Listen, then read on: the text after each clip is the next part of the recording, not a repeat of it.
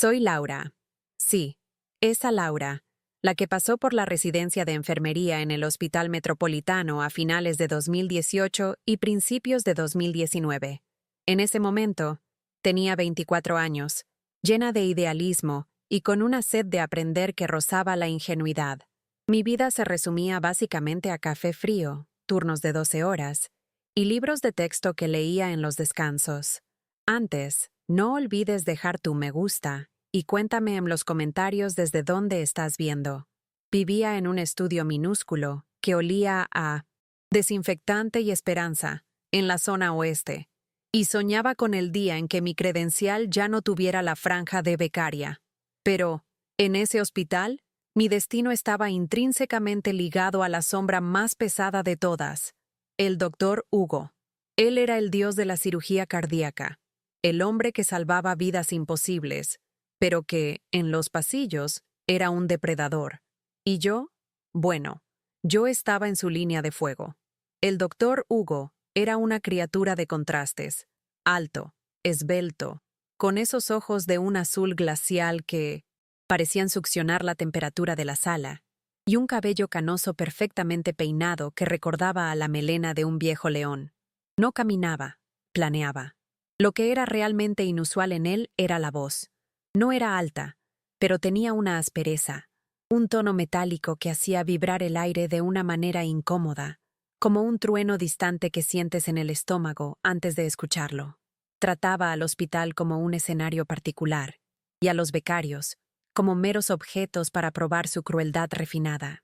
Esa mañana en particular, la tensión era tan palpable que casi podía masticarla, porque era el día de la cirugía del senador, un procedimiento de bypass coronario de altísimo riesgo que paralizaría la ciudad y pondría al metropolitano en el punto de mira. La rutina de la mañana comenzó con el ritual de humillación de Hugo, algo que se volvió tan común como el cambio de sábanas en la UCI. En el vestuario, mientras luchaba por ponerme mis guantes esterilizados, esos que parecían haber sido hechos para manos de muñeca, él surgió como un fantasma, apoyado en el marco de la puerta. No necesitaba gritar, bastaba un susurro para que toda la sala se quedara en silencio. Recuerdo el olor fuerte de un perfume amaderado, carísimo, mezclado con el aliento a café y algo más, algo químico, casi ferroso, que solo mucho tiempo después entendí lo que era. Se burló de mi temblor en las manos, diciendo que si yo operaba, la víctima saldría de la mesa con más puntos que un bordado de abuela, y que mi lugar era en el limbo de la documentación. Lo que realmente me congeló en ese momento no fue la crueldad, sino lo que había en sus ojos. Estaban ligeramente inyectados, y la pupila parecía un punto oscuro y hambriento, bailando de una manera errática que delataba una noche mal dormida, o, más probable, algo peor. Estaba inquieto, balanceándose de forma casi imperceptible, con esa aura de que algo estaba a punto de explotar. Yo sabía su secreto. Todo el mundo lo sabía, de hecho, pero nadie se atrevía a hablar. Los susurros sobre las píldoras que tomaba para aguantar los maratones quirúrgicos y el olor extraño que a veces emanaba de él cuando estaba bajo presión eran el folclore sombrío del metropolitano. Y hoy, su nerviosismo estaba amplificado por la presión de la cirugía del senador. La atmósfera en la sala de cirugía, el bloque 3, era siempre diferente a cualquier otro lugar del hospital.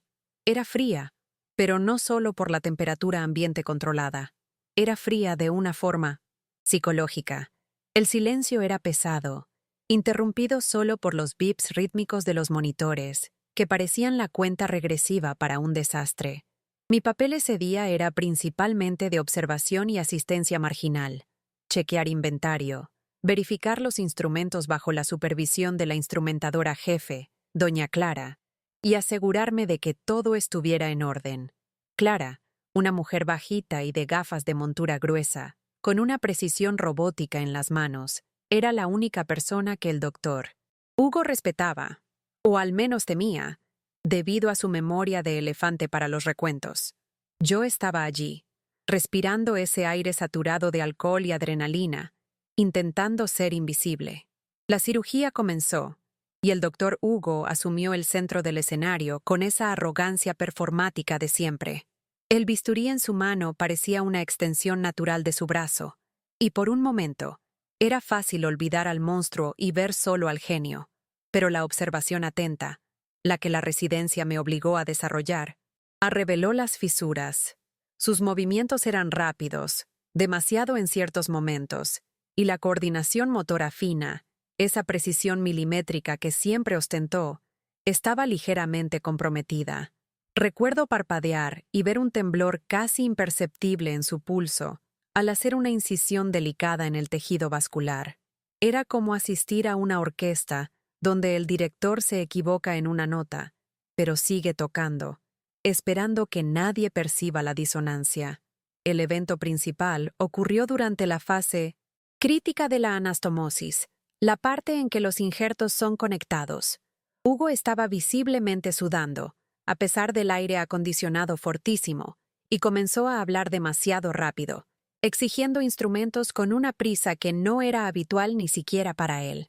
Fue en ese punto, mientras estaba suturando uno de los vasos sanguíneos más finos, que el terror real me golpeó. Pidió una pinza vascular específica, y en el segundo exacto en que la agarró, el instrumento se deslizó de forma brusca. Fue un movimiento rápido, un desliz casi imperceptible de solo 1 milímetro, pero lo suficiente para que la punta afilada tocara algo que no debía. Lo vi, el pequeño espasmo en sus labios, un tic nervioso que solo aparecía cuando estaba al límite, y la forma en que rápidamente compensó la falla, presionando el área para contener cualquier señal de sangrado excesivo. Nadie más pareció notarlo. La asistente principal estaba enfocada en la monitorización y en el campo quirúrgico general, y doña Clara, la instrumentadora, estaba ocupada garantizando que el recuento de compresas y agujas estuviera perfecto. Pero yo estaba allí, de pie, en la sombra, con la visión periférica totalmente agudizada. Vi al doctor Hugo aplicar una sutura de corrección inmediata sobre el punto donde el desliz ocurrió. Un punto que parecía ligeramente más apretado de lo necesario, como un nudo mal hecho que intenta esconder un desgarro. La sangre comenzó a pulsar de una forma que me pareció incorrecta en la pantalla. Pero el monitor de presión estaba estable. Mi corazón comenzó a martillar en mis costillas, no por miedo a él, sino por la convicción gélida de que acababa de presenciar un error técnico minúsculo, pero que en horas se convertiría en una falla sistémica fatal en el paciente. La cirugía continuó por 1 hora más, tensa y silenciosa, hasta el momento en que el doctor Hugo declaró el cierre. Ese pequeño desliz seguía quemando en mi mente, un secreto que pesaba más que todo el instrumental de acero de la sala. Yo sabía que, si ese punto de sutura, demasiado apretado, causaba una estenosis o una ruptura más tarde, el paciente tendría pocas posibilidades. Era la diferencia entre la vida y la muerte, todo por culpa de 1 milímetro y, me atrevo a decir, por culpa del abuso de sustancias que estaba volviendo al cirujano más rápido, pero menos preciso. El senador saldría de allí, salvo, pero con una bomba de relojería implantada en su pecho, y solamente yo había visto quién había encendido la mecha. La adrenalina comenzó a dar lugar a una náusea fría, el tipo de sentimiento que te hace cuestionar toda tu ética. El terror se intensificó cuando nuestras miradas se cruzaron, justo cuando se estaba quitando los guantes y preparándose para salir de la sala triunfalmente. No sonrió, pero la comisura de su boca se curvó en esa manera sádica que tenía, esa mirada que decía, «Yo sé lo que viste». El azul glacial de sus ojos se fijó en los míos por un segundo, que pareció una eternidad, transmitiendo una amenaza silenciosa y completa. No fue una amenaza de agresión física, sino de aniquilación profesional. Sentí el peso de la jerarquía. Él, el intocable, y yo, la becaria desechable. En ese momento, no estaba solo intentando intimidarme. Me estaba comunicando que mi percepción, mi conocimiento del error, sería el arma que él usaría para destruirme, si me atrevía a abrir la boca. Yo sabía que necesitaba algo concreto, algo que fuera más allá de mi palabra contra la suya. En el hospital, la única Prueba irrefutable de cualquier fallo técnico o error en el recuento de materiales es el registro detallado hecho por la instrumentadora jefe, doña Clara. Esa hoja es un mapa de lo que sucedió, con anotaciones sobre los instrumentos utilizados y cualquier intercurrencia. Salí del bloque quirúrgico sintiendo mis piernas pesadas, como si estuviera caminando a través de agua densa, y me dirigí a la central de material y esterilización, CME, donde Clara estaría finalizando el inventario. La CME era un laberinto de acero inoxidable y luz blanca deslumbrante, con un olor metálico a autoclave, un lugar que parecía aislado del resto del mundo, ideal para secretos. Encontré a doña Clara sentada, rellenando el formulario con su caligrafía impecable. Era una fuerza de la naturaleza en su 1,5 metros de altura, pero hoy parecía cansada, los hombros curvados bajo el peso de décadas de responsabilidad silenciosa.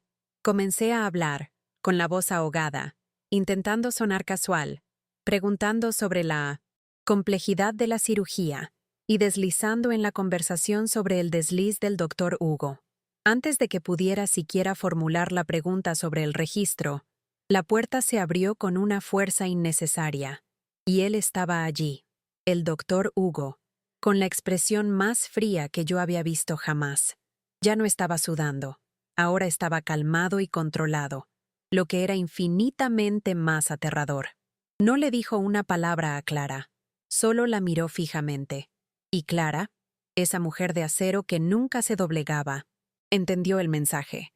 Era una comunicación silenciosa entre los poderes establecidos, la complicidad que mantenía el sistema funcionando, protegiendo al intocable. El doctor Hugo, entonces, volvió su atención hacia mí, y fue en ese momento que rompió el silencio con una frase dicha en un tono tan bajo que solo yo pude escuchar, pero que vibró en mis oídos como un grito. Si abres la boca, Laura, no destruyo solo tu carrera, destruyo tu futuro. Nunca más pisarás un hospital en este país, y me aseguro de que hasta tu familia sienta el peso de desafiarme. La amenaza era fría, calculada y tenía la precisión de un bisturí, dejando claro que no dudaría en usar su poder para aniquilarme completamente. En ese instante, la hoja de registro de doña Clara estaba justo allí, en la mesa de acero inoxidable, al alcance de mi mano. La vi. Estaba incompleta, pero las anotaciones sobre el recuento de agujas y la verificación de los instrumentos críticos todavía no habían sido firmadas. La evidencia que necesitaba para probar el error estaba allí, pero el doctor Hugo estaba bloqueando la salida, y sus ojos no parpadeaban. El miedo me paralizó, no el miedo a perder el empleo, sino el miedo físico de ese poder institucional que lo blindaba y que parecía tener la capacidad de borrarme de la faz de la tierra. Ya no era una becaria idealista, era una presa confrontando al depredador en su propio territorio, y el aroma dulzón y químico de su perfume ahora parecía el olor de la muerte. Me forcé a mantener la postura, la máscara profesional que aprendí a usar para sobrevivir bajo el yugo del doctor Hugo. Mi respiración era superficial, y sentí el olor a ozono de la CME mezclarse con mi propio olor a miedo. Fue entonces que hice la única cosa que me quedaba. Intenté la táctica de la distracción absurda. Fingí que uno de los paquetes de gasa esterilizada que estaba en la estantería encima de Hugo no estaba correctamente sellado, señalando y exclamando con una falsa indignación. Fue una mentira. Tosca, pero hizo que el depredador parpadeara por un instante, el tiempo suficiente para desviar sus ojos azules del papel de Clara y mirar el paquete inútil. Ese momento ínfimo de distracción fue mi oportunidad, y actué puramente por instinto de supervivencia y de justicia. Mientras él miraba la gasa, di un paso lateral, y con una agilidad que ni sabía que poseía, agarré la grapadora que estaba cerca de la hoja de Clara y la solté accidentalmente en el suelo, haciendo un ruido metálico y fuerte. Ese sonido agudo resonó en la sala de acero inoxidable y rompió la tensión opresiva.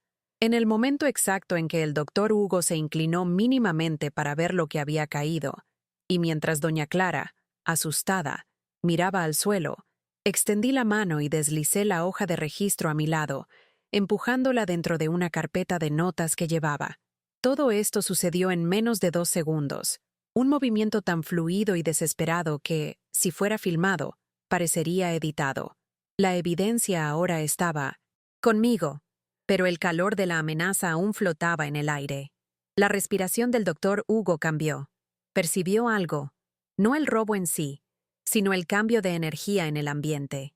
Sus ojos volvieron a la mesa de Clara, y notó la carpeta más llena que antes. No necesitó un espejo para ver el pánico en mi expresión, y lo que siguió no fue una discusión. Fue una caza y persecución silenciosa. No podía armar un escándalo allí, no con el registro del senador en juego, y Clara siendo una testigo indirecta. Así, que optó por la intimidación máxima. Se acercó a mí, y sentí el olor fuerte de su perfume, mezclado ahora con una acidez de rabia pura. Rozó su brazo con el mío, y el gesto fue repugnante, un recordatorio físico de quién estaba en control. Un toque que parecía sucio y amenazador al mismo tiempo. Eres ingenua, Laura, siseó, con una sonrisa de escarnio que no llegaba a sus ojos. ¿Crees que un trozo de papel tiene más poder que mi nombre? Eres una becaria que apenas sabe la diferencia entre una aguja de sutura y una aguja de tejer. Diré que estás emocionalmente desequilibrada, que robaste por despecho y que falsificaste el documento. ¿A quién van a creer? ¿Al héroe que acaba de salvar al senador o a la chica que apenas tiene un diploma? Sus palabras eran cuchillas, y sentí el peso aplastante de la verdad en su amenaza. Ese papel era un riesgo ahora, un blanco en mis manos. Mi cuerpo entero estaba temblando bajo la bata, pero me forcé a encogerme de hombros y responder, con la voz, fallando, que necesitaba verificar los expedientes en el piso de arriba, y salí rápidamente de la CME, dejando al depredador hirviendo de furia controlada a mi paso. Salí de la CME a toda prisa, pero no hacia el piso de arriba. Mi mente gritaba solo una cosa: salir. Necesitaba poner la mayor distancia posible entre el doctor Hugo y esa carpeta en mi mano. Subí las escaleras de emergencia, esas que nadie usa a no ser en simulacros de incendio, y el silencio allí era ensordecedor, roto solo por el sonido desesperado de mis zapatillas de hospital golpeando el escalón de hormigón. Recuerdo el olor a polvo viejo y moho, un olor que contrastaba brutalmente con la asepsia del bloque quirúrgico. Estaba en el 4.º piso, y en cada tramo de escalera que subía, sentía el peso de mi credencial, la credencial de becaria, que ahora parecía un blanco, volviéndose más ligero, como si me estuviera desprendiendo de ese lugar y de su poder. Cuando llegué al 6.º piso, el último, supe que no estaba segura. Ese lugar era el ala de administración, lleno de gente con poder, y el doctor Hugo tenía ojos y oídos en todos los rincones. Mi corazón estaba tan acelerado que temía que él pudiera oírlo. Abrí la carpeta y confirmé. Allí estaba la hoja, el registro quirúrgico con la anotación del recuento de instrumentos y la falta de cualquier mención al desliz, pero con la ausencia de la firma final que lo atestiguaría como perfecto. La evidencia no era el error, sino la omisión, el silencio cómplice. Miré la hoja, el papel blanco de hospital, y parecía el documento más peligroso del mundo, la única cosa que podría derribar a un hombre que se creía Dios. Me escondí en uno de los baños de visitantes del 6.º piso, la única puerta que podía ser cerrada con llave de verdad. El ambiente era frío, con azulejos blancos y el eco de mi propia respiración agitada. Me miré en el espejo y vi a la Laura de la mañana, pero ahora con los ojos desorbitados por el miedo y una mancha oscura de grasa de puerta en mi frente. Un detalle tan patético que casi me hizo reír de nervios. Sabía que no podía simplemente irme. Si salía del hospital ahora, con el documento, estaría robando un registro crucial de paciente, lo que era un crimen. Pero si me quedaba, el doctor Hugo me encontraría y haría que el documento desapareciera, y yo sería desmoralizada. Estaba atrapada entre la ética y la supervivencia, y la sensación de claustrofobia era insufrible. Fue entonces que mi celular, que estaba en modo silencioso, vibró violentamente en el bolsillo de mi scrub. Era un mensaje de texto, de un número desconocido, sin nombre, solo un texto corto. El ala de pediatría es el único lugar donde no te buscará, pero ya habló con seguridad. Tienes 10 minutos. El pánico dio lugar a un choque eléctrico de adrenalina. Alguien lo sabía. Alguien en el hospital estaba consciente de lo que estaba sucediendo y estaba intentando ayudarme, pero de forma anónima. ¿Quién demonios mandaría un mensaje a una becaria? En medio de una cacería, la información sobre la seguridad ya avisada me hizo sentir el abrazo frío del hormigón. Necesitaba actuar, y rápido, desplazándome hacia el lugar más improbable, el ala colorida y con olor a talco y tristeza de la pediatría. Salí del baño con la misma furtividad de un ratón huyendo de la luz, bajando las escaleras corriendo, saltando escalones de 2 en 2, en dirección al piso de la pediatría. El contraste entre el ambiente sombrío de la administración y la planta, baja, llena de dibujos coloridos de jirafas y payasos, fue casi surreal. El ala de pediatría, con sus paredes pintadas en tonos pastel y el olor dulce a algodón de azúcar de los carritos de snack, era un mundo aparte, un refugio de inocencia que parecía inmune a la maldad adulta del Dr. Hugo. Me mezclé con las familias y las enfermeras sonrientes, fingiendo que solo estaba revisando la lista de suministros, sintiendo el peso de la carpeta en mi mano como si fuera un ladrillo de dinamita. El doctor Hugo nunca vendría aquí. Detestaba a los niños y todo lo que no fuera su especialidad pomposa. Me senté en un pequeño sillón en una esquina, cerca de una máquina de juguetes, fingiendo que estaba leyendo un expediente, pero en realidad estaba leyendo y releyendo la hoja de registro.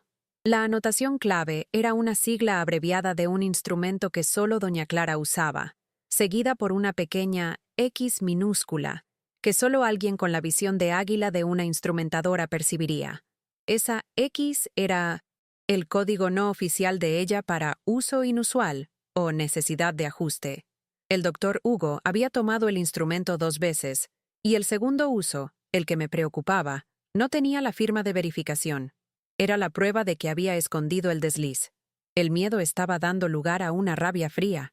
No podía simplemente entregar esto a la administración. Iban a proteger a su Dios. Necesitaba filtrar esta información de una forma que el hospital no pudiera ignorar. Decidí que la única forma de exponer al doctor Hugo sin ser aplastada por la maquinaria del hospital era hacer pública e inmediata la evidencia, antes de que él pudiera encontrarme y forjar una historia. Necesitaba una computadora que no fuera rastreable y una conexión a Internet segura. Recordé la pequeña cafetería que estaba en la esquina de la calle lateral del hospital, el Coffee Break, un lugar con Wi-Fi abierto, y que era el punto de encuentro de estudiantes y empleados en los descansos. Necesitaba salir del hospital, disfrazada, porque Hugo seguro ya había circulado mi descripción a la seguridad, o al menos había dado órdenes para que me monitorearan. Miré mi uniforme verde agua, que me marcaba como becaria. El plan fue simple y arriesgado. Fui a uno de los armarios de suministros que estaba abierto, un lugar donde guardaban las batas azules desechables que los visitantes usaban para entrar en la UCI. Me puse una de esas batas por encima de mi uniforme, me quité la credencial y la metí en el bolsillo más profundo de mi pantalón. Para cubrir mi cabello y mi rostro, tomé un gorro quirúrgico extra y lo tiré bien hacia abajo, combinándolo con una mascarilla quirúrgica nueva. Parecía una figura genérica, un fantasma azul sin identidad, algo que se mezclaría fácilmente con la multitud apurada de fuera. En ese momento, ya no era Laura, la becaria. Era una mensajera con un secreto fatal, y la adrenalina era mi único combustible para la inminente huida.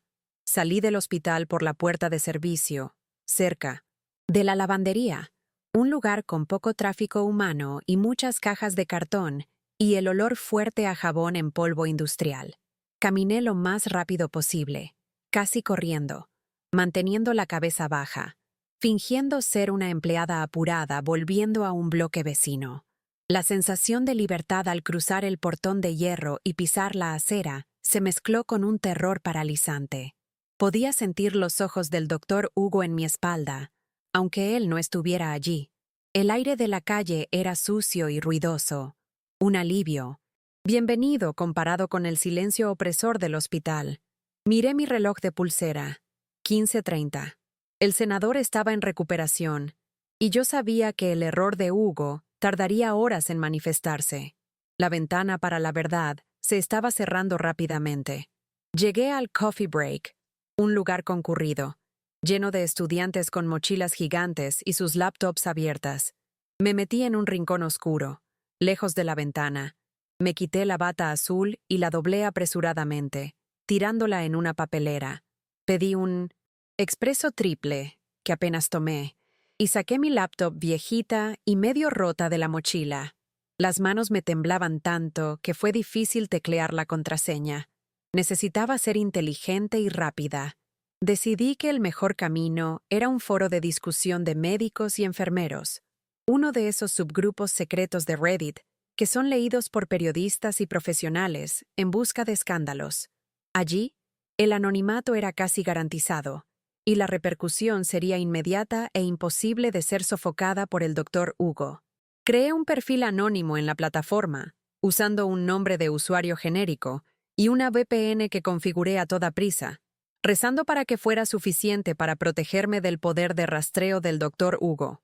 Comencé a teclear el relato, enfocándome estrictamente en los hechos técnicos, la complejidad de la cirugía, el uso de sustancias que llevaban al agotamiento y, el punto crucial, el microdesliz del instrumento en la anastomosis. Fui lo más detallista posible, describiendo el color de la sutura, el tipo de pinza y, lo más importante, anexando la foto de la hoja de registro de Doña Clara, borrando solo el nombre del paciente, pero dejando visible la misteriosa X y la falta de la firma de verificación. Sentí que el miedo se transformaba en una ola de adrenalina furiosa, la certeza de que estaba haciendo lo correcto, aunque eso me costara todo lo que tenía. Mientras tecleaba el último párrafo, sentí una sombra cernirse sobre mí. El olor a café y pan fresco de la cafetería fue súbitamente dominado por ese perfume amaderado fuerte e inconfundible. Mi cuerpo se congeló. No necesité mirar hacia arriba para saber quién era. El Dr. Hugo estaba allí. No armó un escándalo, lo que era aterrador. Solo se inclinó, y su voz, ese susurro metálico, golpeó mis oídos como un rayo.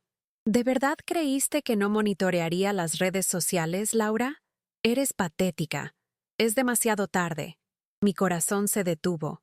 Llevaba un blazer carísimo sobre la ropa de cirugía y tenía esa apariencia de depredador que acaba de acorralar a la presa. Levanté los ojos lentamente. Su sonrisa era amplia, pero vacía, casi una mueca. Extendió la mano en dirección a mi laptop, con la clara intención de cerrar la pantalla e impedirme finalizar la publicación. En ese instante, el miedo fue completamente sustituido por una furia instintiva, la rabia de la presa acorralada que decide luchar hasta el final. En lugar de retroceder, golpeé su mano con la fuerza que la adrenalina me dio, apartándolo. Vi la sorpresa en sus ojos azules, la incredulidad de ser desafiado en público por una becaria. Aproveché la fracción de segundo en que se desequilibró con el shock, y mis dedos encontraron el enter en el teclado. La publicación se subió. El secreto del Dr. Hugo estaba ahora flotando en Internet, listo para ser leído por miles de profesionales. La cafetería entera se detuvo. Las personas, que estaban inmersas en sus estudios y conversaciones, nos miraron, atraídas por la tensión palpable y el abrupto enfrentamiento. El Dr. Hugo perdió la compostura. No gritó, pero su voz se volvió más baja y cortante, un ruido que perforaba el ruido ambiente. Acabas de firmar tu propia sentencia, chica. Nadie te va a defender. Voy a hacer que te arrepientas de esto hasta el último día de tu vida mediocre. Agarró la carpeta donde yo había guardado la hoja original e intentó tirar de ella, pero yo la sostenía con tanta fuerza que el cuero viejo de la carpeta comenzó a rasgarse por las costuras. No la solté. Lo miré y por primera vez no había miedo en mis ojos, solo la satisfacción gélida de quien cumplió el deber. El enfrentamiento en la cafetería llegó a un clímax cuando el Dr. Hugo, en un acto de desesperación y furia, tiró de la carpeta con tanta violencia que se rasgó por completo. La hoja de registro original voló por el aire y aterrizó, irónicamente, en una mesa vecina, justo enfrente de un grupo de estudiantes de medicina, que inmediatamente dejaron de estudiar para mirar el papel y, luego, mirar al cirujano más temido de la ciudad. Era demasiado tarde para el disfraz. Estaba allí, en su uniforme de cirugía, visiblemente alterado, peleando con una chica en medio de una cafetería por un documento hospitalario. Percibiendo la escena que estaba causando y el hecho de que la evidencia ahora estaba expuesta a testigos aleatorios y curiosos, el pánico se apoderó de sus ojos. Ya no era el dios intocable, era solo un hombre acorralado. Me soltó abruptamente, y la camisa de mi uniforme estaba arrugada y marcada. Su expresión se transformó en algo que rozaba el odio puro, pero sabía que había perdido la batalla en ese lugar. Miró rápidamente la hoja de registro en la mesa de los estudiantes, luego mi laptop, donde la publicación ya estaba recibiendo decenas de comentarios y compartidos, y, sin decir una palabra más, se dio la vuelta y salió apresuradamente de la cafetería, subiendo al coche oscuro que lo esperaba en la calle lateral. Desapareció tan rápido como surgió, dejando atrás solo el aroma persistente de su perfume caro y la sensación de que algo monumental acababa de suceder. Me desplomé en la silla, jadeando, sintiendo que el agotamiento de un día entero de terror me golpeaba. Yo sabía que no podía volver al hospital. Quedarme allí era arriesgar mi seguridad y la integridad de la historia que acababa de filtrar. Inmediatamente, pedí ayuda a los estudiantes de medicina que vieron la confusión, pidiéndoles que tomaran la hoja de registro y, por precaución, tomaran fotos de todos los detalles antes de que el hospital pudiera mandar a alguien para recuperarla. Ellos, jóvenes y choqueados, pero con un sentido de justicia evidente, hicieron exactamente eso. Uno de ellos, un chico con gafas llamado Pedro, me ayudó a empacar mis cosas y me llevó fuera de la cafetería, garantizando que yo estuviera segura. En ese momento, yo era una fugitiva, pero ya no estaba sola. Mi celular comenzó a vibrar incontrolablemente, lleno de notificaciones de Nino en Reddit y de mensajes anónimos de otros empleados del hospital que, ahora que la denuncia estaba pública, se sentían alentados a hablar sobre el doctor Hugo. El terror del día dio lugar a una calma extraña, la sensación de que lo peor ya había pasado y que, al menos, yo había garantizado que la verdad saliera a la luz. Las horas siguientes fueron una locura de llamadas a abogados y periodistas que me buscaban a través de la publicación, todos queriendo saber los detalles del error del cirujano, cardíaco intocable. Pasé la noche en un hotel barato, lejos de mi estudio, sintiendo una mezcla de miedo y alivio. Al día siguiente, la noticia explotó. El Metropolitano intentó sofocarla, por supuesto, pero la combinación de mi relato detallado, la imagen del registro con la X sospechosa y las decenas de testimonios anónimos que surgieron a raíz de mi publicación, contando sobre años de acoso y negligencia del doctor Hugo, crearon una tormenta perfecta.